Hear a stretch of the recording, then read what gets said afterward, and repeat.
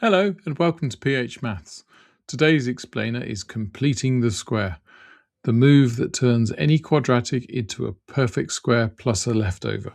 By the end of this, you'll know the halve it, square it, subtract trick and how to read the turning point of a quadratic straight off the completed square form. Definition. Completing the square means rewriting x squared plus bx plus c in the form x plus p all squared plus q. The point of doing this is twofold. It makes the quadratic easier to solve, and it also gives you the turning point of the parabola directly, with no calculus needed. Method. For x squared plus bx, the trick is to halve b, square the result, and subtract. So x squared plus 6x becomes x plus 3 all squared minus 9.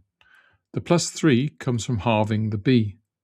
The minus 9 comes from squaring that plus 3. Then add whatever constant c was in the original.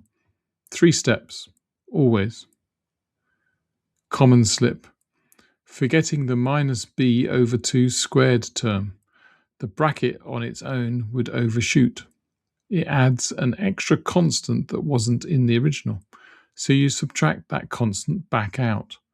Halve it, square it, subtract, and only then add the c.